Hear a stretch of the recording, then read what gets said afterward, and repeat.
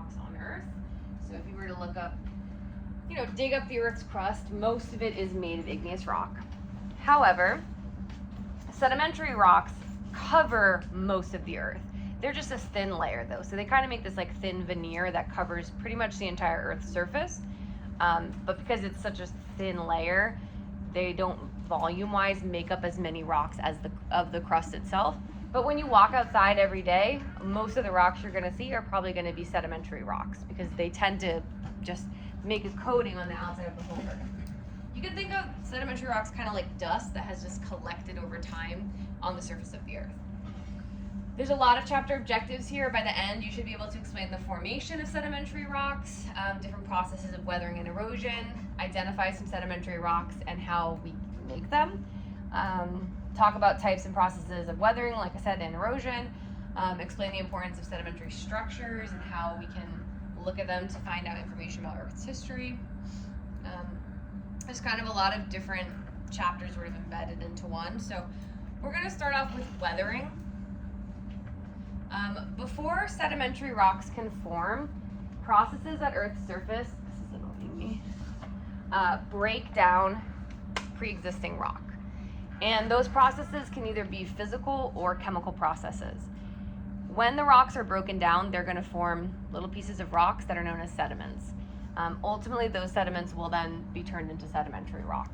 So to talk about the process, we start with just understanding how these exposed rocks get broken down.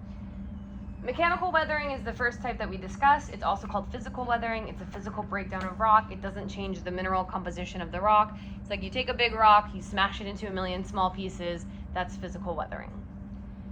The rocks break apart, which increases their surface area, which then allows for increased rates of chemical weathering. Chemical weathering is going to be much more effective at breaking down rock material, and it occurs on the surface of the rock. So when you have increased surface area, the chemical reactions take place more rapidly. You probably have seen this yourself, even in something like dissolution, which isn't necessarily a chemical reaction, but if you have like an Alka-Seltzer tablet and you throw it in some water, it's going to dissolve. But if you crush it up first, it's going to dissolve much more rapidly because, again, it takes place on the surface. So if you increase the surface area, you're going to increase the rate of the reaction. We're going to talk through some examples of mechanical weathering. One that's very common in New Jersey is something known as frost wedging. The reason it happens a lot here is because we live in an area that has continuous freeze-thaw cycles. So especially as the temperatures start to cool off here this time of year, it gets pretty cold at night and then the temperatures can get a lot warmer during the day. So not quite yet, but we're getting close to the time of the year where we would have below freezing temperatures at night and then above freezing temperatures during the day. So what that means is when you have water on the surface, at night the water will freeze into ice, and then during the day it will melt back into water. Since ice takes up a little bit more space than liquid water, when it does freeze, the ice expands and it kind of like pushes its way into pre-existing cracks and rocks, or wedges its way in. And then when during the daytime when the water melts, it's going to fill in that new bigger crack, so that at night when it freezes again, it's going to wedge it even further open. So this repeated freeze-thaw just creates cracks in rocks. Something that we see in New Jersey as a sort of byproduct of this are potholes. So usually our roads get pretty bad throughout the winter, and then most summers they do construction on a lot of our roads to try to repair the damage. Part of that damage is from frost wedging, because if you have just a little crack in the street, it can get exacerbated by these repeated freeze-thaw cycles. So that's one type. This is a vocabulary term of the material that accumulates at the front of a cliff. We call it talus. So if this mechanical weathering were to occur like at the top of a mountain cliff, and then the pieces of rocks fall down to the front, it would create this large pile of fragments, and it's just known as talus. There's a person here, so you can get a sense of scale. All these little pieces of rock are weathered from this larger rock cliff face. Another form of mechanical weathering is known as unloading. This has to do with pressure release. This image is kind of blocking our formatting, got a little weird here, but essentially what we're told is that overlying materials get removed, which causes underlying rocks to expand and fracture. We talked the last class about igneous intrusions, how Sometimes igneous rock can form inside the earth. It's in place at some depth. When it is, it's forming under pretty high pressure conditions because it's got all this weight of earth on top of it. So when that earth gets removed from erosion, the rocks that were, exerting all this outward pressure to combat the squeezing that they were feeling when they formed, now there's nothing holding them in, so they kind of continue to push outwards, and they end up breaking off in sheets, sort of parallel to the surface of the rock face. So that's what you see here. It's a little dinosaur, so this was like a long time ago, and then over time erosion occurred so that when this body of rock was exposed to the surface, it's no longer under all the pressure of that overlying rock, so it just keeps pushing out and the outer layers sort of break off. And that outer kind of sloughing off process is called exfoliation.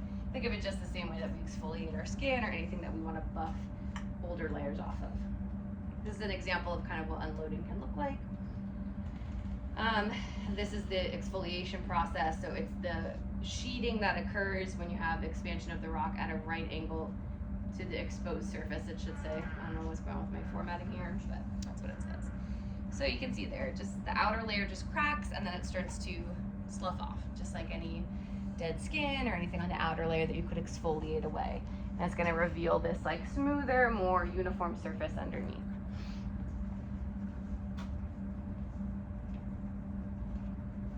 Another form of mechanical weathering is something known as root wedging, or any form of biological activity really. So root wedging is very common. It's similar to frost wedging, but instead of water getting in the cracks, a root of a plant gets in a crack. I would say probably we've all seen this in person at some point. It's not exactly the same because sidewalks obviously aren't rocks, but if you're walking downtown and there's sidewalk panels that are sort of uplifted or broken through because of tree roots, you can see how this would happen in the nature as well. They can get into the cracks and rocks and then the roots just grow and break the rocks apart. So that would be another example. And this is showing some rock being split by this tree root here. It's applying pressure in both directions and actually not only forcing the rock apart, but actually creating like striations or folding within the rock itself. Another agent of biological weathering would be human beings. Obviously, we're extremely efficient rock weatherers. We're able to break down rocks really easily. So we might use dynamite or other devices that allow us to just blast away rock. And every time we break down rock at Earth's surface, we're engaging in weathering. So human beings are really, really good movers of Earth material, and that includes first breaking down the rock into smaller pieces. Other animals can do it too. There's some animals that can actually like drill holes into rocks as part of their life cycle. So that would be the same idea. All right, questions on physical weathering or mechanical weathering? Probably in like high school or in middle school, you learned the difference between chemical and physical changes. So if you did, just remember that mechanical weathering is going to be physical changes to the rock. It's not changing the actual composition, it's just changing the shape. Now, chemical weathering, on the other hand, is going to involve an actual change in the composition because of some sort of chemical reaction. So the internal structure of the mineral is going to be altered by the removal or addition of elements. There's two examples right there. First, we have limestone that's been sort of dissolved in some acid rain, because we know that limestone or calcite reacts really easily to even weak acids. So all rain that falls on Earth is acidic. Some areas it's more acidic than others, but it's enough to break down limestone rock pretty easily. And then of course our example over there on the right hand side, our beautiful Statue of Liberty that was gifted to us by France, was originally this nice shiny brand new penny copper color, it's made of copper, and then over time oxidation produced the green color that's characteristic of it that we know today. The only reason they haven't actually like replaced any of the copper on the Statue of Liberty is because the oxidation has made it more weatherproof and weather tight. So like there's no rain or anything. Makes it a little bit stronger in some ways. So this is important to note. And when it comes to any sedimentary process, whether it's weathering or erosion, water is going to be your most important agent. Water is just really good at doing a lot of stuff. It's good at breaking down rock material. It's good at enhancing chemical reactions. So if you have like a moist environment, it's more likely chemical reactions are going to occur more rapidly. Also, when we talk about erosion, which is the moving of this material, running water is going to be the most important agent there. So oxygen dissolved in the water can enhance chemical weathering. This dissolved oxygen reacts with iron-rich minerals to form iron oxide, which would be rust. So rust if you're working with iron, and then other forms of oxidation if you're working with other elements. Just to kind of sum it up, carbonic acid is formed when CO2 dissolves in water. The CO2 can come from the atmosphere, it can come from decaying organic material. Obviously, human beings are outputting a lot of CO2, so a byproduct of that can be increased in acid rain as well. Carbonic acid reacts with many common minerals, particularly calcite, which is the constituent of limestone. So it's going to break down limestone rock pretty easily. That's why if you have old, kind of like old graveyards, they had a lot of limestone headstones and things, but recently we've moved towards more weather resistant materials like granite or marble, because even though marble is also sort of made of limestone, it is a little bit more resistant to weathering. All right, water in the atmosphere can also absorb these other gases, sulfur dioxide and nitrous oxide, which are going to be converted to acid rain as well. So it's not just carbon dioxide, it's also sulfur and nitrogen that we have to worry about in these particular forms, SO2 and NO2. And like I said, all rain that falls on Earth is acidic. I think when I was a kid, we thought like, oh, acid rain, like you'd walk outside and your skin would burn off in the acid. No, all rain that falls on Earth is acidic. It's probably not going to hurt you unless you're like a really sensitive aquatic organism or a piece of calcite. You're probably not going to feel any ill effects from it. Or unless you're unless you're like allergic to water. Well, yeah, but then you'd be allergic to it regardless. The chemical weathering. Oh, question here. Is it really good to drink rainwater? Not particularly. Rain, in order to fall back to Earth, it needs to condense onto something, and typically that's going to be like soot or smoke, other particulate matter. So like, it's not great. I mean, you probably wouldn't like die immediately. Your options to drink water that you find in nature, number one is going to be spring water, so flowing spring water. That's safe to drink.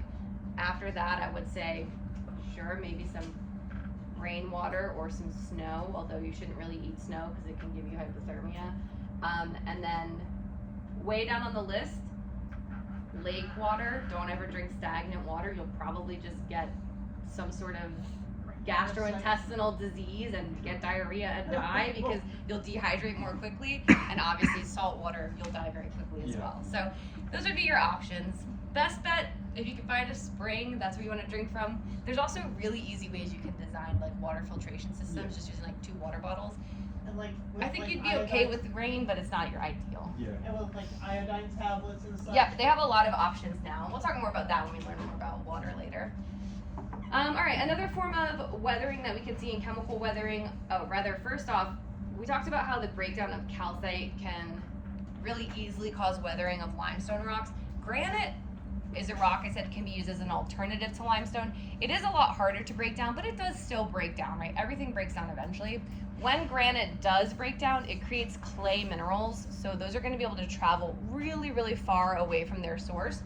Because they'll typically get dissolved into the actual water itself, so they'll travel as far as that water goes. So that's a way that we can bring a lot of our terrestrial sediments or our land-based sediments into the oceans, because they're so little that they get carried with the stream water into the ocean far away from where they start. Next up we say spheroidal weathering. This is very similar to exfoliation and how it looks. It's the only difference is that it's caused by a chemical reaction and not just by a physical removal of pressure. So in this, the outer layers of rock loosen and separate. It's a really weird example, but if you've ever put like chalk in water, you might start to notice that like it kind of puffs up and the outer layers start to come off first. That would be kind of like an example of spheroidal weathering. All right, so when it comes to the rate of weathering, there's going to be 2 primary characteristics that determine how quickly your rocks weather, and that's going to be climate and the characteristics of the rocks themselves. Some rocks are more resistant to weathering, so they're going to be harder to break down. Other rocks break down more easily. Sedimentary rocks tend to break down pretty easily because of the way in which they form, whereas metamorphic and igneous rocks are a little bit more resistant, a little harder to break down. Also, the actual just physical appearance of the individual rock sample, if it's got a lot of cracks or things that make it vulnerable to breakage, it's obviously going to break more easily than if it was one big solid slab. It's going to be less likely to break in that case. The other sort of most important factor is going to be climate. Sorry, I really don't know what's going on with my formatting here, but sorry about that. I don't know what's happening. So climate would be our other one. Temperature and moisture both affect rate of weathering. I already told you that, increased water is most likely going to speed up your chemical reactions. In most chemical reactions, heat itself is a catalyst, so it's also going to speed up reaction times. So this means that hot, wet places are going to produce higher rates of weathering than cold, dry places. Now think about the byproduct of weathering is going to be tiny little pieces of rock, which were one of the main ingredients in dirt. So places that make a lot of soil are going to have probably these characteristics, hot and moist. Where do you guys think most soil on Earth is made? Or where is soil made most rapidly on Earth? Closer to the mantle. Closer to the mantle. Closer to what? Or the core, I mean. No. Soil. It's on the surface. So where, if you thinking of habitats you know of on Earth, which ones, when you think of it, you're like, oh, it's known for having a lot of really rich soil? The rainforest, I hear whispered from the center of the room. Yeah. So hot and wet, right? And it just produces a ton of soil, which then supports a lot of vegetation and plant growth, which is obviously good for us. And that brings us to soil formation. So before I continue, does anyone have any questions on our very quick path through weathering? Key takeaways, you have two types, mechanical and chemical, and then just some examples of each. Yes? So does canopy cover then, help retain a lot of the moisture because you're not having a lot of it? I'm guessing that you'd have or less of it evaporated than could be. I mean, you can, but it also just rains there so consistently. Yeah, sure. Even if some is evaporating, it's still gonna just rain so much every day. All right, so now we're gonna talk about probably, I would argue, one of the least sort of exciting topics in geology. Literally dirt. We're just gonna talk about dirt for a little bit. Yeah. Have you ever thought about a definition for dirt? Ground, sure. You walk on it, you see it every day probably, you've interacted with it many times in your life, but most people don't really think about it more than that. Small what? Small rock. Perfect, so that of course is a part. It's a mixture of rock particles, minerals, decayed organic material, water, and air. That's our definition for soil. No, humus. Just one M, just one M. So at the beginning of this course, we talked about Earth systems, and I told you soil is an interface between all four Earth systems because it's literally comprised of broken down rock, which is the geosphere, decayed organic material, which is the biosphere, water, which is the hydrosphere, and air, which is the atmosphere. Healthy soil would indicate a healthy ecosystem. So when you have good constituents from all of these different parts, you have a really healthy ecosystem. Decayed organic material itself is called humus. It is broken down animal and plant matter. So the more we have, the more enriched our soil becomes with a lot of nutrients, which if you've seen The Lion King, you're familiar with, right? When we die, our bodies become the grass. Wow. They really become the dirt, which then feeds the grass, but it's the same general principle. It's going to have good fertility, so it's going to be able to support plant growth really well if we have a lot of nutrients in the soil. All right. And you probably, if you ever go hiking or walking in the woods, or truthfully just walking around outside in the next month or so as all these million leaves fall to the ground, you're walking all over this dead, decayed matter, right? And it's going to enrich your soil over time. That's why there's some arguments you shouldn't rake your lawn.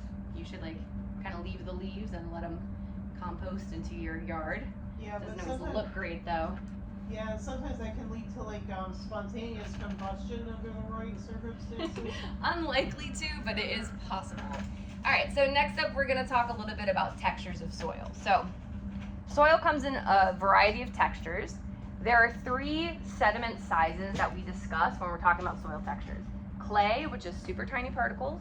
Then we talk about silt, which is slightly bigger particles. And then we talk about sand, which is even bigger particles. Now you probably are familiar with sand if you've ever gone to the beach or scooped up a handful of sand or did one of those crafts where you put colored sand in a bottle. You have an idea what sand looks like, okay? The other 2 are smaller than that. So silt, it's pretty hard to see individual particles, and clay, we can't see individual particles.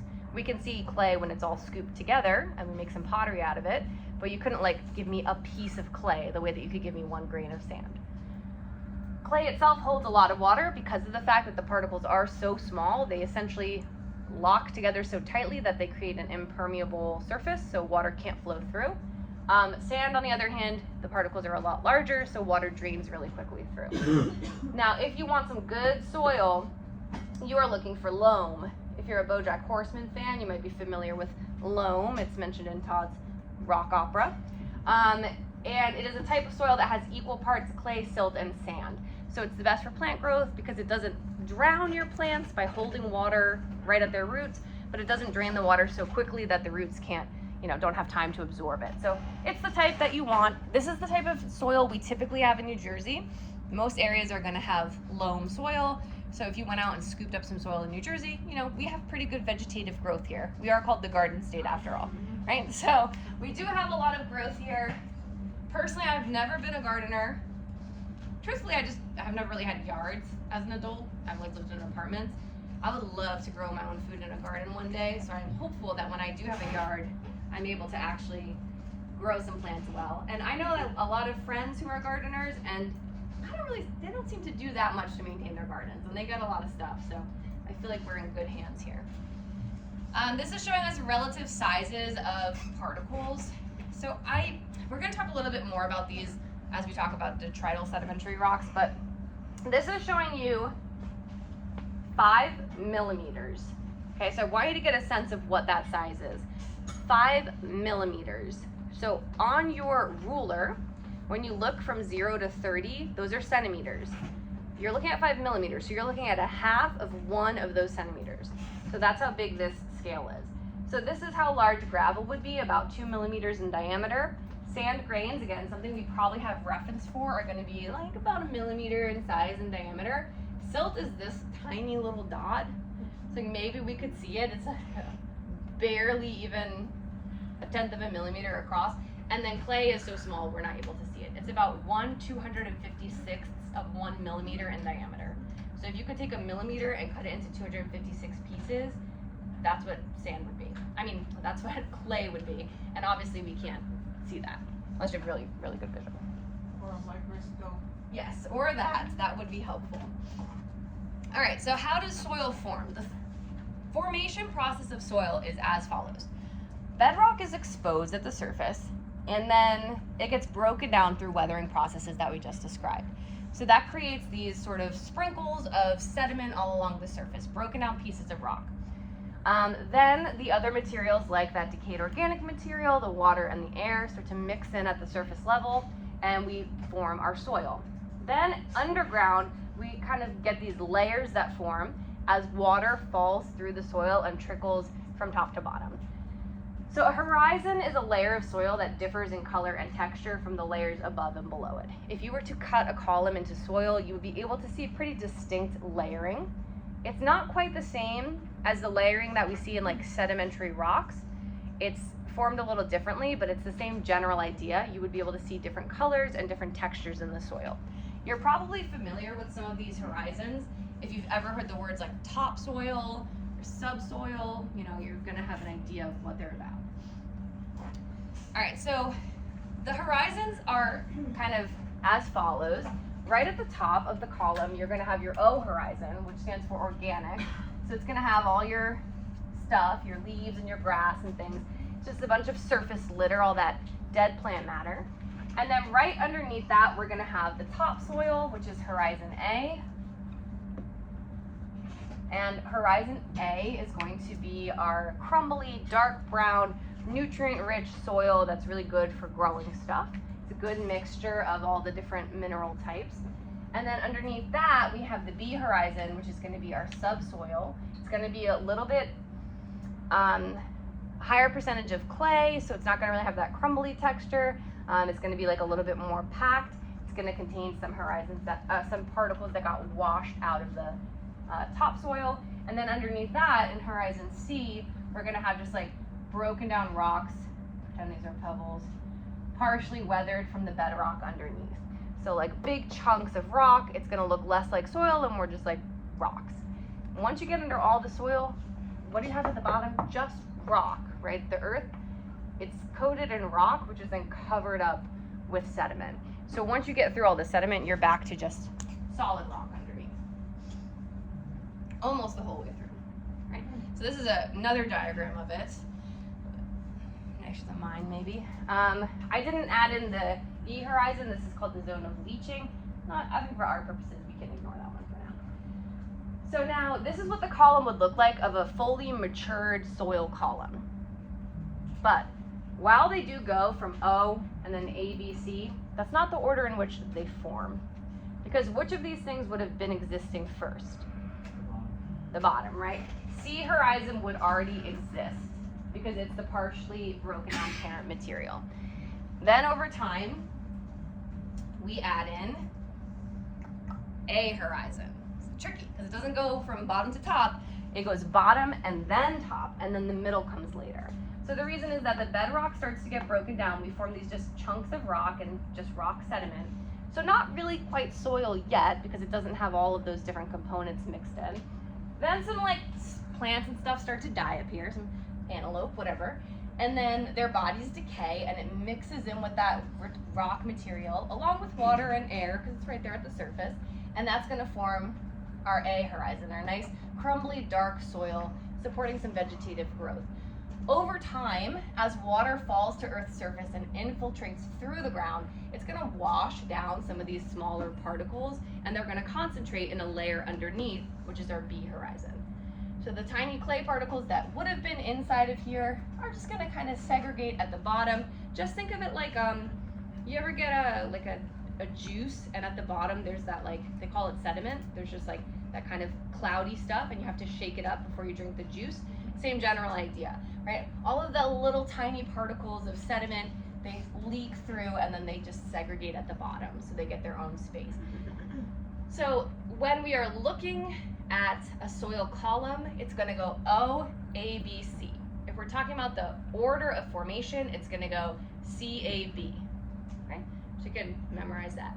O, A, B, C, and then CAD for their formation. They just form differently than they're stored. And then the organic layer is gonna be constantly forming whenever the soil is exposed. How quickly does soil form? Not quickly. It does depend on the rate of weathering, of course.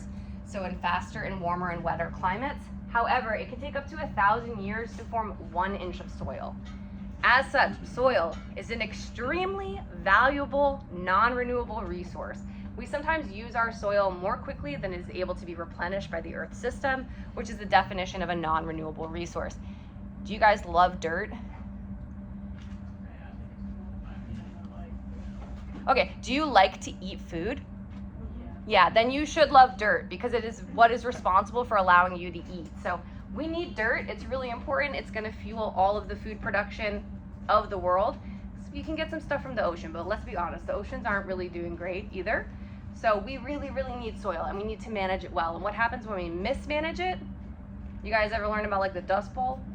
In the 1930s? There's a forest belt, right? Huh? Did they build a forest belt like in the middle of the country up and down? They had such horrible farming practices. They knew nothing about agricultural science. They knew nothing about how to manage their soil resources. So if you overuse soil and grow too quickly, you're gonna strip the nutrients and then it's gonna just essentially turn to dust. It's gonna take out all the good components, and if you have just a bunch of dust at the surface, it's eventually just gonna blow away. You're not gonna have any more soil. You're not gonna be able to That's why grow any most more food. farmers know to rotate their crops and to aerate the soil as much as possible. Now we know, but we didn't know then. These are some of the different types of soils. I'm not going to test you on any of these, but just like for your information. There's something called Padelfer soil, which forms in areas with more than 63 centimeters of rain per year. In these, the B horizon has a lot of iron oxide, so they're kind of a dark brown soil. Pedicle is found in drier climates. It has less clay minerals, more calcite. Laterite, this is going to be like our rainforest stuff, has lots of water, filters out the calcite and the silica, and leaves behind iron and aluminum, which gives it this orangey or characteristic bright red color. That's what we see in laterite soil. Now this is something called a soil matrix, and how you use this is to determine the percentage of different minerals in your soil. Or knowing the percentage of different minerals, you can determine the name of your soil. The names of soil are not really that creative. We said when they're all mixed together, it's loam. If it's like kind of like loam but has more sand than we would expect, we call it sandy loam. If it's like got more clay than we would think, we call it clay loam or clay loam. If it has more silt, we call it silty loam. So it's just like kind of describing what the different values are. The way that you read this matrix, personally, I have no idea why every single soil matrix I have ever seen doesn't just label what you're supposed to read from each side. I don't know why they do that. It's like you have to be specially initiated to know how to read this diagram. But it's pretty simple once you figure it out.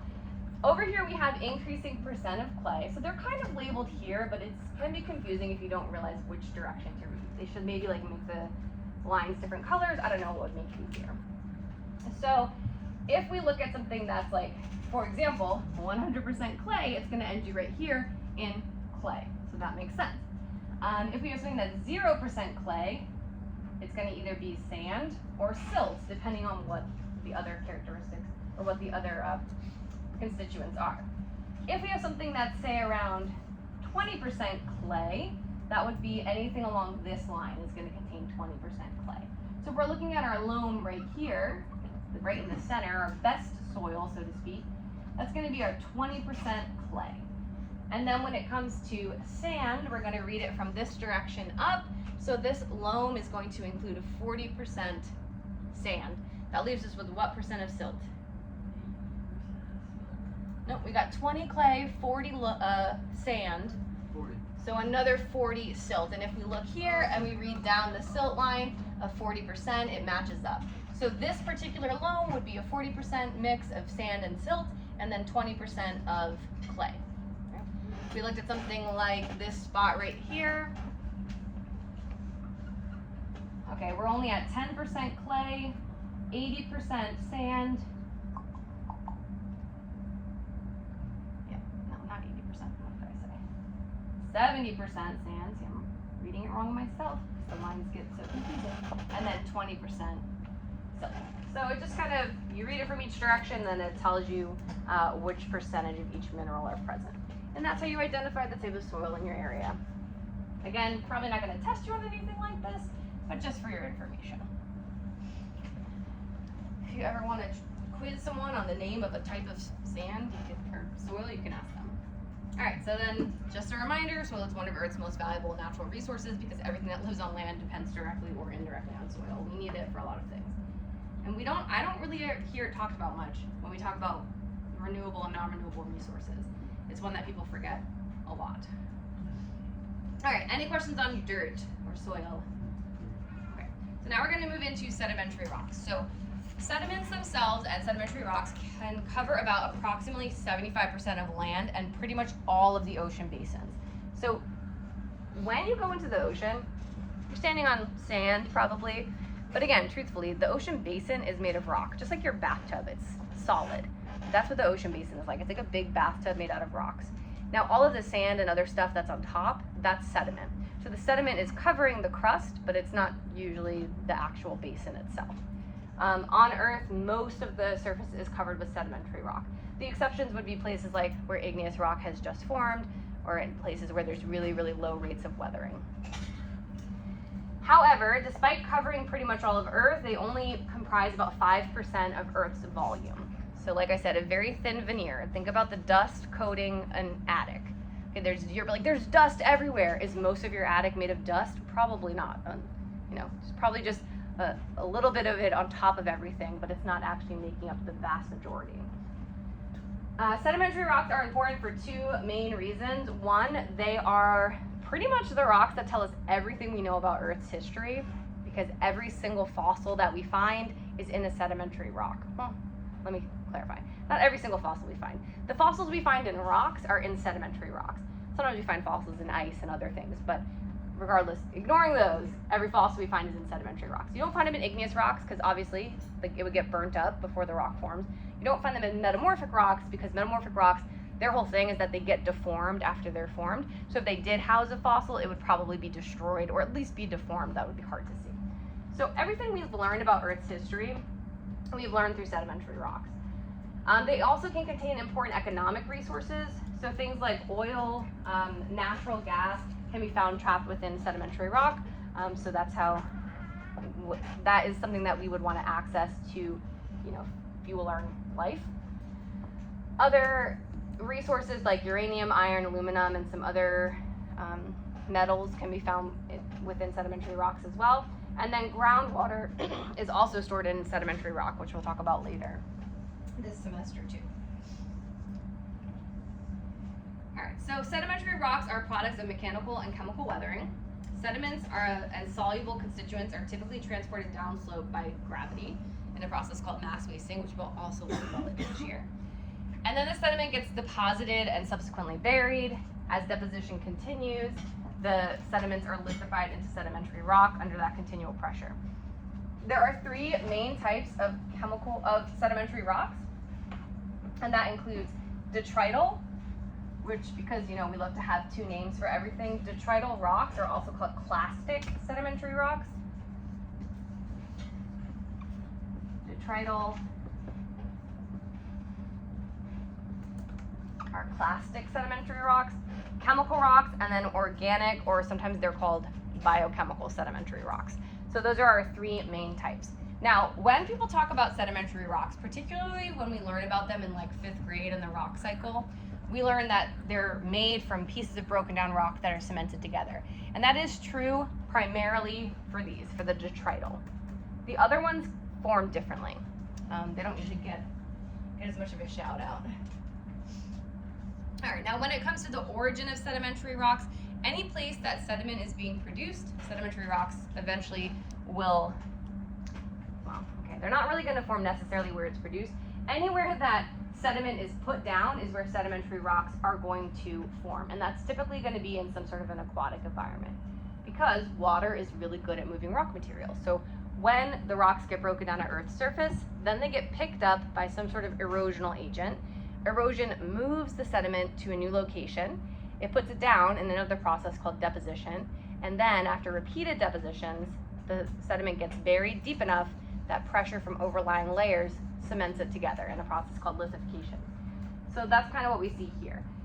Sediments can start on land, they can start in the mountains, they can start closer to the sea, they can start in all different places, and then they're going to get moved towards the oceans eventually from either mass wasting events. Ice is going to transport some of them, which we'll talk about in a couple of weeks, and then running water, of course, is going to be our biggest mover of material. A lot of times I hear people using the terms weathering and erosion. Well, I hear people using the term erosion a lot of times when they mean weathering, but they are two distinct processes. Weathering is the breakdown of rock at Earth's surface, and then erosion is moving that rock. So if people say, oh, it's eroding away, unless it's actually being removed, it's not eroding away. It's just weathering, if it's just breaking down. So just be mindful of that. There is a little bit of a differentiation there. Okay, so to sum it up, detrital sedimentary rocks form from sediments that have been weathered and then eroded or transported. Some of the main kind of constituents are clay minerals, quartz, feldspars, and micas, which makes sense. Those are the most common minerals on Earth. When we classify detrital sedimentary rock, we use particle size to determine the name of the rock. So again, it's not like a super creative classification system. If the particle size is clay, we would call it like shale. That one's a little bit different. If the particle size is like the size of sand, we call the rock sandstone. If the particle size is like silt, a piece of mud, we call it siltstone or mudstone. So the names are not like super creative. You look at how big the particles are, and then that's the rock that they make. All right, shale, sandstone, conglomerate, and breccia are some of our most common sedimentary rocks. You will probably see at least 3/4 of those in your sedimentary lab next week. This little infographic sums up for you some of the different sizes of the particles that exist in geology, and then the rocks that are produced. So our smallest little particle, I told you this, right? Clay. Its diameter is less than 1/256th of 1 millimeter. So that's insanely small. When the clay comes together, it forms a rock called shale. You guys have probably seen shale. It's a super common rock. You find it all over. It's pretty soft. You can usually break it in your hands. Sometimes you find fossils in it. It's usually like a light grayish color. After that, we have a rock called formed from silt, which can be in size from 1/256 to 1/16 of 1 millimeter. And that, the kind of common name for silt is mud. So it produces a rock known as mudstone or siltstone. Similar to shale, but it's made of slightly larger particles. Slightly bigger, we have between 1/16 and 2 millimeters in diameter. Sand, we call it sand in common everyday language, and it produces a rock called sandstone. Another common rock, you can usually tell it's sandstone because you hold it and you can see the sand pieces, and sometimes it'll even like sand will fall off. It feels rough like sandpaper. It's literally just a bunch of sand stuck together. And then we have a few different geologic names for sediment. We sort of classify these all together as gravel. So gravel would be anything, pretty much anything bigger than sand is going to be gravel. That would include granules, which are 2 to 4 millimeters in diameter, pebbles, which are 4 to 64 millimeters in diameter, cobbles, which are between 64 to 256 millimeters in diameter, and then boulders, which is anything greater than 256 millimeters in diameter. So you can get a sense of about how big that might be. 256 millimeters, that's 25.6 centimeters. So that's about the length of your ruler. It's about maybe 80% of the length of your ruler. So about a foot across, a little bit less. But that's the minimum size for a boulder. So anything bigger than that would still be considered a boulder. It's a big range in size. There's no cap at the top, it just goes bigger. So collectively we call all of that gravel. And when that forms detrital rocks, it's going to form one of two rocks, either breccia if the gravel pieces are angular in shape. We talked a little bit about this with volcanic breccia. Some of the pyroclasts can be really sharp edged and create a rock like this. The other kind of alternative is if the rocks are smoothed out and rounded over time, you create this bad boy known as conglomerate, literally just like a bunch of bigger rocks squished together and cemented with some other rock pieces. So large rounded particles, conglomerate, large sort of mosaic looking tiles is breccia. So there's like the vast majority of detrital sedimentary rocks that we're gonna see in this lab are up there on the board. So we're definitely gonna see like at least 75% of what's up there. These are some examples, just kind of some summary of what these are all about. Let's see, take a peek at where we're at in these. Okay, yeah, we're only about halfway through. All right, so just to sum up some of the common ones, shale is silt and clay size, formed from gradual settling in sediments in quiet, non-turbulent environments. So this means that it's going to be in a calm, peaceful, aquatic environment. It's enough that these tiny little particles can settle to the ground. If there's any sort of turbulence in the water, it's going to continually kick up that sediment and prevent it from solidifying. So it needs to be very calm for these to form. Sediment forms in thin layers that are called laminae, and they have facility, which means that they can be split into layers. This is very similar to like the way in which we would express cleavage in a mineral like mica. We saw that cleavage in one direction. Having facility is sort of the same general principle. It creates this layering, and then it's easy to kind of break sheets off because they're better bonded across than they are to one another. It crumbles pretty easily, it can make gentle slopes, and it is our most abundant sedimentary rock. Like I said, you've probably seen it before. You may have found fossils in shale. As a kid, I used to live in Sussex County, and we had like a creek by our house, and I've definitely seen like shale rocks with fossils of plants sort of imprinted on them. I remember, Like this, basically. I remember like in Hillsborough there was this McDonald's restaurant that the bricks that were like throughout the entire, like on the outside of the building, they had like little like insect fossils and stuff like that like strewn all about them. Yeah, that's interesting. This is showing us that shale can weather pretty easily because it's pretty weak. It's just like a bunch of clay. Think about clay. You ever work with clay in like art class? It gets like really slippery when it's wet, so it's going to kind of break down pretty easily. If it gets saturated with water, it's going to start to kind of crumble and fall apart. Places like the Grand Canyon, where you have alternating layers of some weaker sedimentary rocks like shale, and then some sort of slightly more resistant or stronger rocks like sandstone, it's going to end up with this sort of rugged cliff face here, because the shale is going to crumble a lot more easily. It creates this sort of gentle slope because it just breaks down. When the rocks break here and fail, they're going to just fall off the edge. So the sandstone is going to have a steeper cliff face. The shale is going to have a much more gradual slope, just going to kind of like fall in this area. It can also cause landslides in places like the Grand Canyon because when these softer layers erode more easily, they undercut these layers and then the rocks fall because there's nothing supporting them. So that can create some of the widening of the canyon that we see.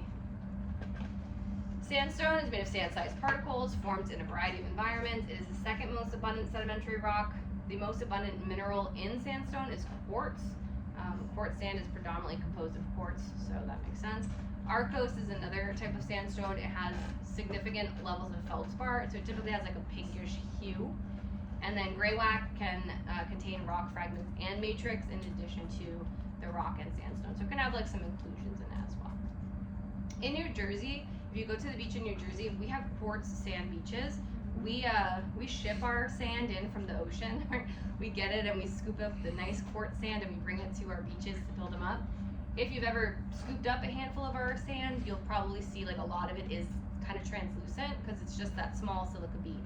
Actually looks really similar to if you get like beef jerky or a new pair of shoes and you get that little packet of, a little white packet that says "Don't eat me," and you open it up and it's these little white silica beads. Basically the same thing. This is an example of quartz sandstone, so you can see what it looks like in massive form and then close up. And this isn't microscope close, this is just you're looking at it closely with your eyes. You can see the particles pretty easily. You can see like there's even a layer in it, a layer stripe. Yeah, yep. Alright, now when it comes to classifying sedimentary rocks, like I said, we do classify them based off of their particle size. We also sometimes use their particle shape. So sorting is the degree of similarity in particle size. So this means that if you took all the different size sediments, if you have them unsorted, they're obviously just mixed together. So if you look at a sample of unsorted sediment, it's going to have sediments ranging from very small to very large. If it's well sorted, then it's going to look very uniform. It's just going to be pretty much one type of sediment. If you sort something, you're breaking it out into its individual groups. So sorting is the degree of similarity in particle sizes. If all the grains in the rock are the same, we say that the rock is well sorted. If there's a mixture of sizes ranging from very small to very large, we say the rock is poorly sorted. And then we can have like a moderate sort of in between. It can help us figure out the depositional environment of the rock. Different sediments get transported different distances because the erosional agents that move sediment, a lot of them are fluid, like water and air. So they drop off the big particles early on in their travel and they carry the smaller particles further. So by looking at the mixture of particles, we can sort of figure out where did this rock form. Particle shape is also going to be a determining factor. It's how rounded the particles themselves are. This is going to indicate how far the sediments have transported. Over time, all of the edges of the particles are going to get worn down. So if you have really well-rounded particles, it indicates this sediment's been moving around pretty far from its initial source. If they're more angular, then they were probably found near wherever they formed. Think of it like sea glass is a good way to imagine how it takes time and distance for particles to kind of get rounded out.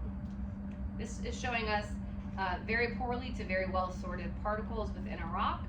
It's also showing us something known as sphericity, so how angular and how spherical the shape of the particles are. They can go from angular to rounded and anywhere in between. Angular is pokey, rounded is obviously round. This is showing just some examples of how you can have sedimentary structures preserved in rock that can actually tell you a lot of information about where the rock formed. So you can sort of see the similarities in how this rock looks compared to how this sand dune looks. So it could be like this is preserved dunes from ancient times, some cross-bedding in there. All right, the last of our kind of very popular sedimentary rocks are conglomerate and breccia. Conglomerate is going to consist of rounded, gravel-sized or larger sediments. Breccia is angular. Both of these types of rocks are usually poorly sorted. So you can see a large outcrop here on the bottom, and you can see all the different sized particles mixed together. Some boulders, probably some sand. We can't necessarily see it. Definitely see some smaller silt pieces in there, the tiny pieces of dirt. So very poorly sorted mixture there. On the left here we have our conglomerate, rounded pebbles. On the right we have our breccia. So that's 4 rocks you're definitely going to want to know. Shale, sandstone, conglomerate, and breccia. Talked about them a bunch of times so far. Any questions on those 4 or anything about detrital sedimentary rocks? Okay. So the next group of sedimentary rocks are the chemical sedimentary rocks, and these are going to form typically from precipitation of material that used to be in solution. So precipitation of material can occur through a couple of processes. One is inorganic processes like evaporation or other chemical activity. And then organic processes, which would actually produce our organic rocks or our biochemical rocks.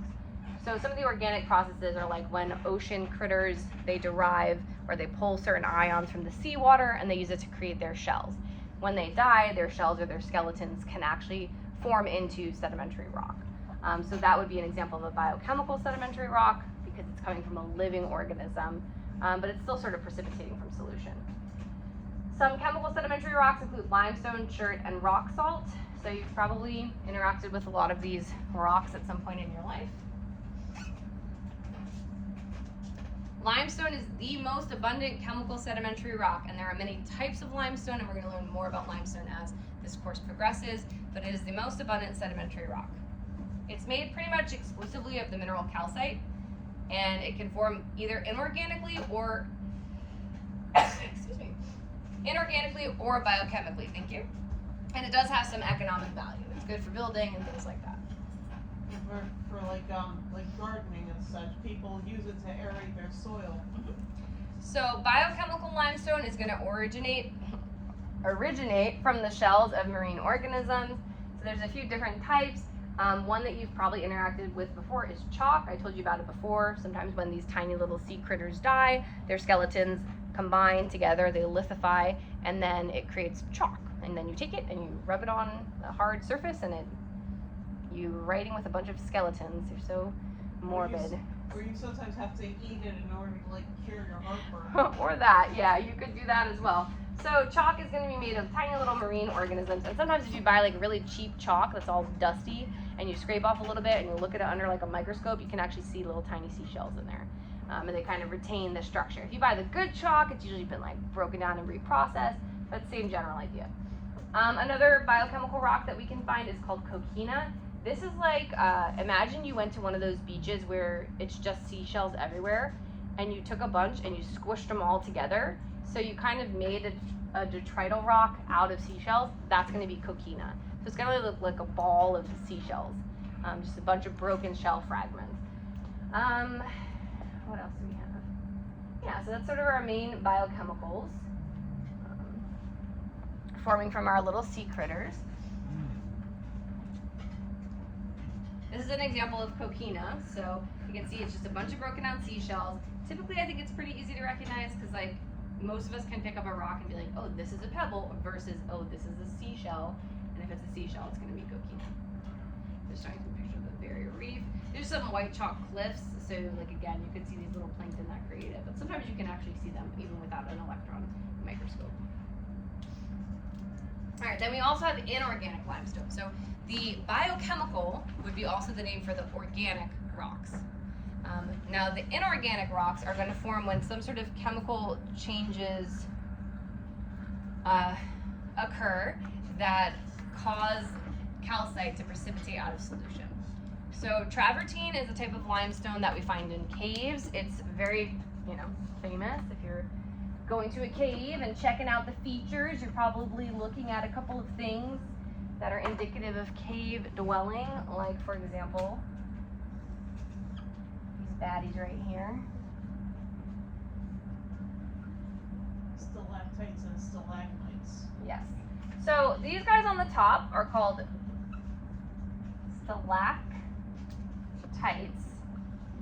They have a C in their name. And it might shock you to know that these ones on the bottom are called stalagmites. And they have a G in their name. Because I feel like I hear people say stalactite and stalagmite a lot. But it's stalagmite and stalactite. And it can help you because the G, these guys are on the ground. And the C, these guys are up on the ceiling. Another way that my geology professor taught me was these ones hang on tight to the ceiling, and these guys might grow as tall as you are. So that's how stalactites and stalagmites form. They form from travertine. It's sometimes also called flowstone because it can kind of show, sometimes these rocks look almost like they're flowing or kind of melting because of the way in which they form. How do they form? We talked about how minerals can precipitate out of solution. We said it's very similar to like if you ever made a rock candy or did like a grow your own mineral kit at home and you put like a bunch of salt or sugar into some water and then you leave it and it eventually precipitates out. Same thing here. You have calcite in the water in these caves. Caves are naturally kind of just wet.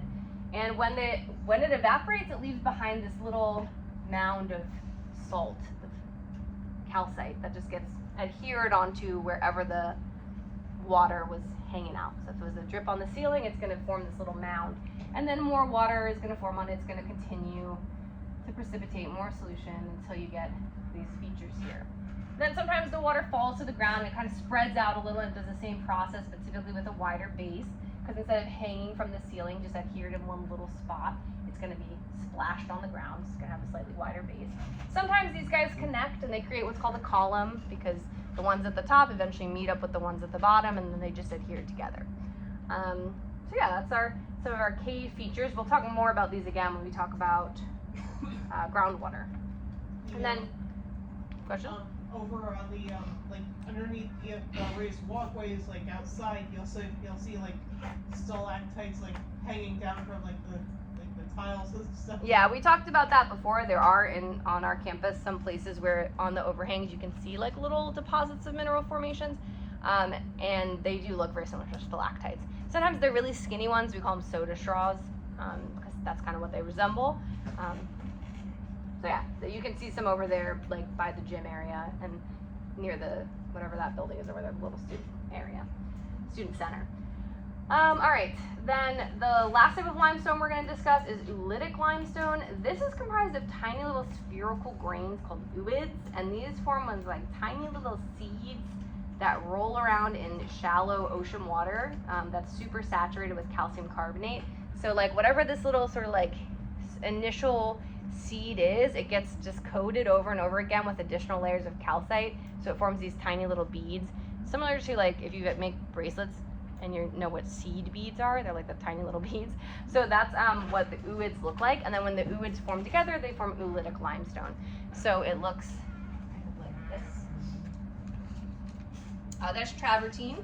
So there's our stalactite at the top and then some stalagmites on the bottom. And I think from this image, you can kind of see why it has that nickname of flowstone. Like, kind of looks like it's running down. Looks kind of gross, honestly, if I had to judge. Like weird teeth. Here are like alien sort of like gross things. So that's why it's called that. And then this is an example of oolitic limestone. And then at the top there, we have the ooids. So there's a dime, so you can get a sense of how tiny these are, tiny little particles. And then they can combine together to create that oolitic limestone. All in all, limestones are going to have a lot of similarities, but we do differentiate them a little bit just based on how they formed. But they have like pretty much the same chemical properties. Another rock that we look at is dolostone. Now, you might recall from your mineral identification lab, some of us misidentified the mineral calcite as the mineral dolomite, or maybe we didn't misidentify it, but maybe we were in between those two. Oh, is this one calcite or is it dolomite? The reason being, they're really similar. So dolostone is pretty similar to limestone. The main difference is it's made of dolomite instead of calcite, so it has a little bit more magnesium. It doesn't effervesce quite as easily. But yeah, that's how we get dolomite. It's pretty much the same as limestone, just a little bit of additional magnesium in there. And then chert is another type of limestone that you might be familiar with, or rather it's not limestone. It is a type of chemical sedimentary rock you'd be familiar with. It's made of microcrystalline quartz. We use it a lot in like arrowheads. So look at those on the next slide. It's very, very smooth because it's microcrystalline, so you can't actually see any of the crystals. And then there's some other variations as well, like flint and jasper, which are other terms you've heard of before. Flint can actually be used to start a fire too. Yes, flint can spark if you hit it against itself. All right, next up we have evaporites. These are going to form when restricted seaways or any sort of salty body of water becomes oversaturated and salt deposition starts. So anytime you've seen like a salt flat, this is going to be because of evaporites. They're going to form when the water evaporates and it leaves behind all of that salt. Rock salt and rock gypsum are two common examples of evaporites. So rocks that we find as a sort of crust that forms on the surface. Has anyone ever been to the Great Salt Lake City? Yeah. So when I went there, I went swimming in the Great Salt Lake, and then when I came out, I could actually see like little crusts of salt on my body. Or even if you go to the beach, sometimes you come out on like a hot beach day and you have like literally have salt crusted on you. So it's the same general idea, just on a much bigger scale that we have the salt flats. Or something like in like the Dead Sea in Israel. Yep, same idea. That one's super salty too. So this would be an example of our salt flat because they're harvesting some of that salt for us to use. This is the Great Salt Lake, so these are expansive. If you've not been to the area, it's bright white. You're like, I'm blinded because it's so white there. And it's a huge region right around the Great Salt Lake. Very dry. It's a bunch of salty crust of the earth.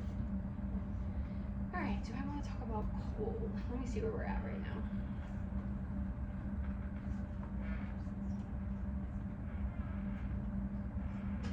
Okay, I think we're going to talk about coal as our sort of last, and then we're going to save the rest of the slideshow for Wednesday. So coal is also a sedimentary rock. It's organic because it comes from the remains of once living things, but it is a little bit separate because coal, it's a rock technically, but it's not really, it doesn't form necessarily in the same way as other rocks form because it is so organic in nature. The other organic rocks, you know, they typically form from the shells of organisms, and the organisms extract that water or that those ions from the water to create those shells. But coal is formed just literally from the bodies of dead plants and animals. So organic sedimentary rock from carbon-rich remains of organisms. Sometimes you'll see plant structures like leaves and bark and wood actually embedded in the coal if it's in its sort of initial form. There are 4 stages of coal formation: accumulation of plant remains, formation of peat and lignite, and then formation of bituminous coal, and then formation of anthracite coal. So these are our swampy environments. Coal is produced in areas where you have a lot of vegetation and also like moist environments because it's going to mean that when the organisms die, they're pretty quickly buried. When there's some initial burying, it creates something called peat, which is this partially altered plant material. So it's a soft brown coal. You can break it in your hands. It's just like a bunch of dead plants kind of squished together. And then when they get further compacted, it creates a soft brown coal called lignite. And then even further compaction creates this soft black coal known as bituminous coal. And then even harder or even additional stress applied creates anthracite coal, which is a hard, shiny black coal, like what Santa leaves in your stocking. I live near the train station over in Boundbrook, and so like there will be some occasions where I'll just see like a random chunk of coal on the ground because like that was left over from like when they used to use those in steam engines. Yep, so we still use a lot of coal in the United States. Well, we're moving away from coal pretty rapidly actually, and there's actually a lot of interesting documentaries if we look at coal infrastructure in the US.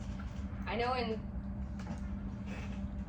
some presidential elections in the past, coal has been sort of like a really big talking point, but truthfully, coal mining operations are on the outs anyway, and it's not just renewable that's ousting them, it's natural gas too. Also, coal is extremely dirty. It is really not a good fuel source because it just produces a lot of pollution, not only through its extraction, processing, and its use. So anywhere, if you live anywhere associated with coal mining, you're likely suffering ill effects because of that coal mining or coal processing. So there's a lot of places in the US where people are very clearly sick because of what happens in coal mining and coal processing. So really, truly, we do need to move away. Coal is, as they say, a 19th century technology, so there's no reason we should be using it in the 21st century. We need to move away from it.